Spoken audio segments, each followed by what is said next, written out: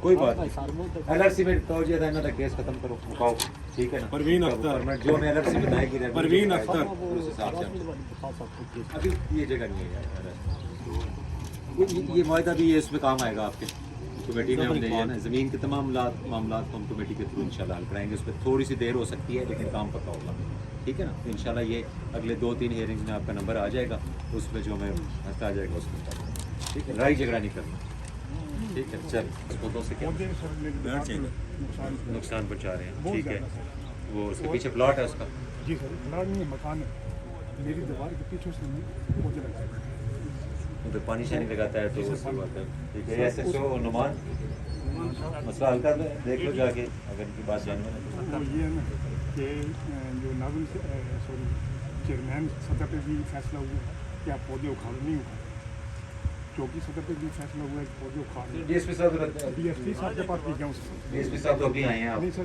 جو دوسرے DSP صاحب ہیں یہ بلال ہے رنا ان کے پاس میں 3 مہینے ہوا تھا کہ اس میں سر 6 ماہ میں گھر کے اوپر وسیل بنوانی ہے اپنی اور اس کو 10 دن کا ٹائم دیا گیا تھا کہ وہ اپنے گھر کے اس کے گھر کے پیچھے سے کیاری ہٹا لے اس نے کیوں بنانی ہے سر اس کے وہ کہتا ہے کہ میں نے اس کے گھر کے پیچھے لفظ اس لیے لگائے ہوئے ہیں کہ چھت پہ گرمی میں سوتے ہیں اور میری بھی پردگی ہوتی ہے میرے گھر میں ہم گرمیوں میں سہن سوتے ہیں یہ چھت پہ سوتے ہیں اس وجہ سے اینگلز دیکھ کے کم جو ہے نا مسئلہ حل کرا رہے ہیں یہ کوئی اس کی بھی ریزرویشن ہے آپ کی بھی ریزرویشن ہے والد صاحب کی زمین تھی وراثت میں اور اس کا اپنا بیلف نے آپ کو قبضہ دلوایا ٹھیک ہے پھر کیا ہوا کال پارٹیز کریں میں خود دیکھ بلوا لیے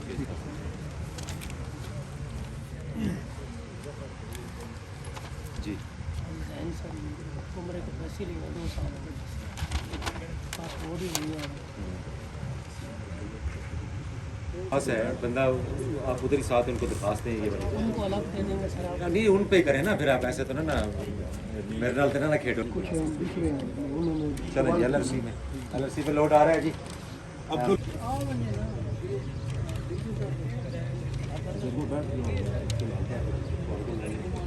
موجود ہیں پھر تو ڈیلے نہیں ہونا چاہیے اس کا شام تک پکڑیں گے انشاءاللہ ٹھیک ہے نا عزیز الرحمان عزیز الرحمان ہوگی ہے کہ میرے کو اس کی رپورٹ ٹھیک ہے وہ ہو چکے ہیں وارنٹ بھی ہیں اپنا تخلیق کے اور وہ دیکھ لیں اگر ایوری تھنگ از اوکے تو ٹھیک ہے میرے پاس ٹھیک ہے گل محمد کنتے سے لو نا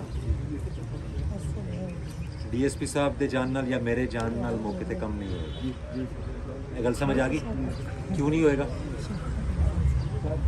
کیوں نہیں ہوئے گا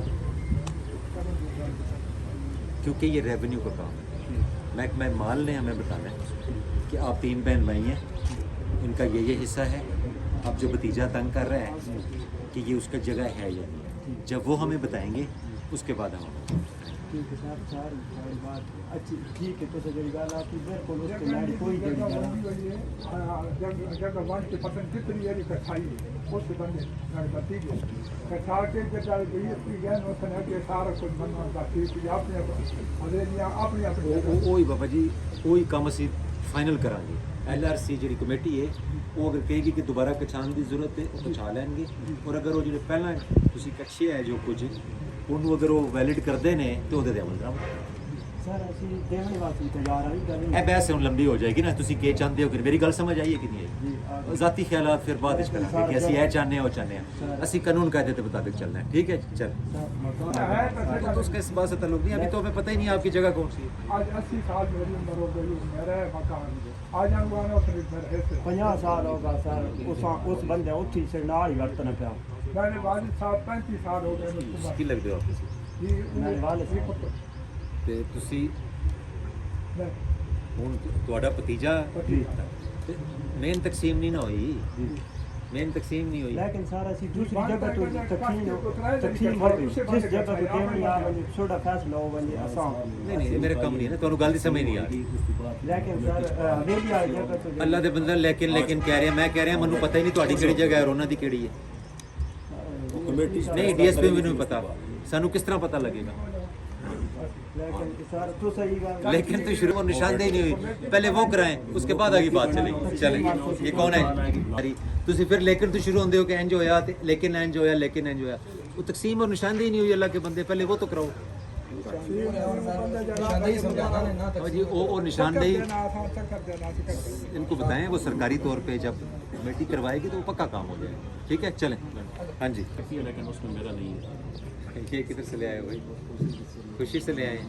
अच्छा चलो, ये अभी मैं अकेला पीऊँगा, सारे मुझे देख रहे होंगे, अच्छा नहीं लगेगा है। सारा पी ये उधर रखो ना, हम जाते हुए लेते हैं। अभी ये किसी को पिलाओ ना, उस वक्त हम ठंडा ठंडा लेंगे। अब मुझे सारे देख रहे होंगे कि मैं पी रहा हूँ और आप जो है वो, ठीक है, जज़ाकल्लाह, हम जाते हुए आपसे ज़रूर पियेंगे। अच्छा भाई, ये इनका मोटरसाइकिल का मुझे मार्का भी मेरे पास आगे में ये सर एक 40 की इसकी मालियत सिर्फ 60,000 इस मॉडल है। ये अपने मार्केट से कोच में 1.5 लाख ऊपर की मालियत है।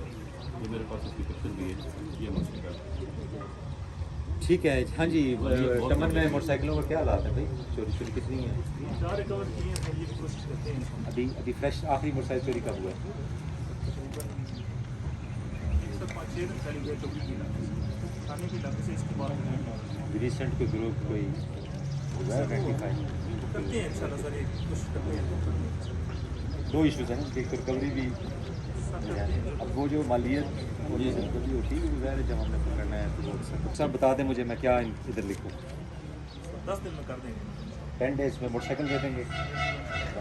मैं सर इसी पे ना बाइक स्पेयर पार्ट सप्लाई का काम करता था, अब मैं नहीं काम कर सकता, 2-3 महीने से मैसेज आया। चलें, कोई आपने ज़रा करना है, नहीं होता तो फिर आपने मेरे पास आ जी ठीक है ना।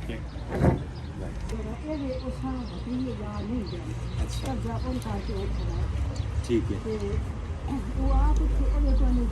वो कितने है तकरीर अपना थोड़ा पुत्र कितने कितने डेरा गाजी का ते ਉਹਨੂੰ ਬੁਲਾਓ ਨਾ ਕੀ ਕਰਦਾ ਉਹ? अमीर खान वाल फैज ਹੁਣ ਅਸੀਂ ਤੁਹਾਡਾ ਮਾਮਲਾ ਉਹਦੀ ਕਮੇਟੀ 'ਚ ਪਾਈ ਹੈ, लेकिन कोई दरखास्त वगैरह है ਤੁਹਾਡੇ ਕੋਲ? बेटा इधर आओ, लिख के दरखास्त होते मेरे इंचार्ज कंप्लेंट को दे दें, हम उनको कमेटी में डाल चलो माँ जी, ਅਸੀਂ ਪੂਰੀ ਕੋਸ਼ਿਸ਼ ਕਰ ਰਹੇ ਹਾਂ, ਅਸੀਂ ਤੁਹਾਡੀ ਕਿੰਨੀ ਮਦਦ ਕਰ ਸਕਦੇ ਹਾਂ। ਤੁਸੀਂ ਇਹ ਬੇਟੀ ਦੇ ਨਾਲ ਜਾਓ ਤੇ ਇਹ ਤੁਹਾਡੀ ਹੁਣ ਦਰਖਾਸਤ ਲਿਖ ਕੇ ਤੇ ਸਾਨੂੰ ਦੇਣੀ ਹੈ, ਠੀਕ ਹੈ?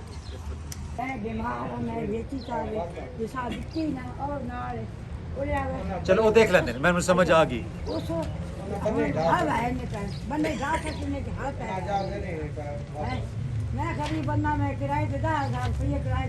ठीक है माँ जी, पहला भी थोड़ी मदद की थी, इंशाल्लाह हम भी करांगे। ठीक है, खुश रहो। ठीक, मदी आलम कौन है? पैसे दुआ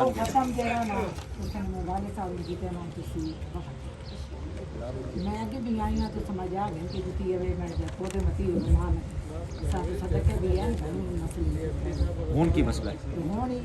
मैं जाई जुती हुई है सावन में। ठीक है, वो मैं पढ़ ले पैसे देते इनका देने की बंदे ने सामने। अच्छा, मेरी गल सुन लो ना। 3 बंदे मेरे बच्चा तुम आप भी पैसे दे से मैं तो मैं उधर भी हाथ के गई ना। अच्छा नहीं हाथ नहीं चुमने।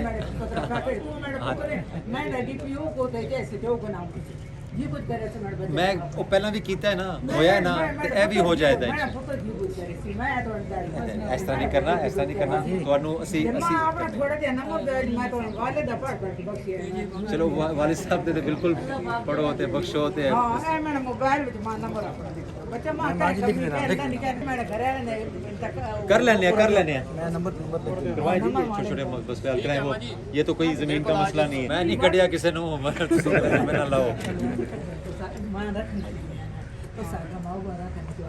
बेटे के साथ मसला, हाँ बेटे के साथ मैंने निकाला होगा बेटे को। बेटा निकाला है तो साख्या है मैं मनाजर तो सब चंगी उसने 20 की।